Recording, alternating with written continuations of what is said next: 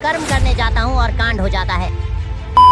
तो hello guys, आज हम जाने वाले हैं अपने न्यू बुलडोजर को लेकर खेत पर, जहां हमें रोटावेटर करना है। अभी अपना ट्रैक्टर यहीं खड़ा है और रोटावेटर खेत के फार्म हाउस पर है। तो सोचा चलो पहले अपना न्यू हॉलैंड ट्रैक्टर लेकर खेत की ओर चलते हैं और वहां का काम निपटाते हैं। और देखो ये खड़ा है अपना न्यू बुलडोजर, जिसे हमने कुछ दिन पहले ही मॉडिफाई करवाया था। लेकिन तभी अचानक रोहित भाई का कॉल आ जाता है।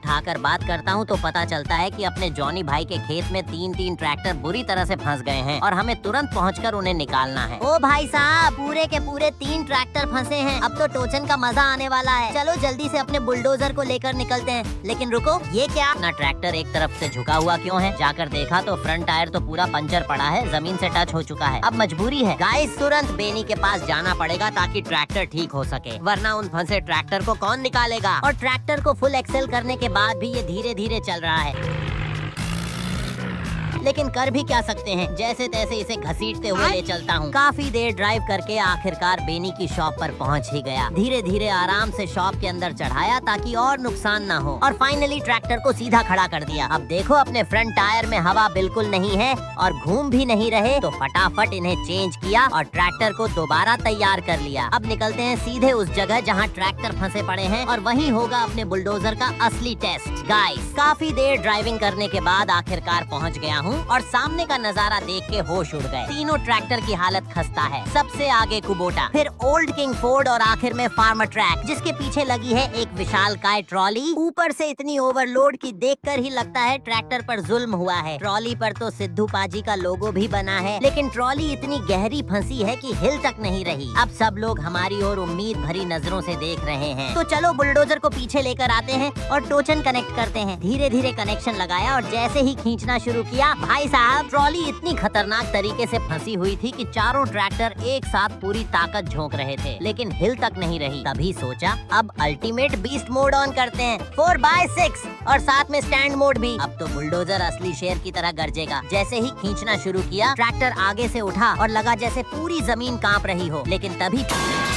पीछे से तेज आवाज आई कुछ टूटने की। भागकर देखा तो फोर्ड ट्रैक्टर का हिंज टूट चुका था, जिससे ट्रॉली कनेक्ट होती थी। अब सोचा अगर ऐसे ही किसी और का ट्रैक्टर टूट गया तो भारी नुकसान हो जाएगा, इसलिए फैसला लिया कि अपने बुलडोजर को ही सीधे ट्रॉली से कनेक्ट करना पड़ेगा। सावधानी से पीछे लगाया और ट्रॉली से कनेक्ट कर दिया। अब असली खेल शुरू। फुल स्पीड में बुलडोजर ने ट्रॉली को पीछे से खींचना शुरू किया और भाई ट्रॉली धीरे धीरे हिलना शुरू हो गई। स्पीड बन रही थी। बुलडोजर पूरी जान लगाकर खींच रहा था, लेकिन चढ़ाई पर पहुँचते ही ट्रॉली फिर से अटक गई। अब सोचा एक बार फिर पीछे लेकर कोशिश करनी होगी। गाइस, काफी मशक्कत के बाद आखिरकार बुलडोजर को सही जगह पोजीशन किया और इस बार जैसे ही फुल एक्सेलरेटर दिया, ओ भाई, ट्रैक्टर शेर की दहाड़ मारते हुए ट्रॉली को कीचड़ से बाहर निकाल ले गया। नजारा इतना जबरदस्त था कि वहाँ खड़े सभी लोग दंग रह गए। और गाइस, ये लो, हमने इतनी बड़ी ट्रॉली को मड से बाहर निकाल ही दिया, इसीलिए तो इसे बुलडोजर कहते हैं। अब ट्रॉली को यहीं पार्क करेंगे और जिनके ट्रैक्टर फंसे थे वो उन्हें ठीक करके ले जाएंगे। और मैं निकल रहा हूँ अपने असली काम पर, खेत में रोटावेटर करने, क्योंकि काम चाहे कितना भी मुश्किल हो, बुलडोजर का नाम ही कांड करने और फिर समाधान निकालने के लिए बना है।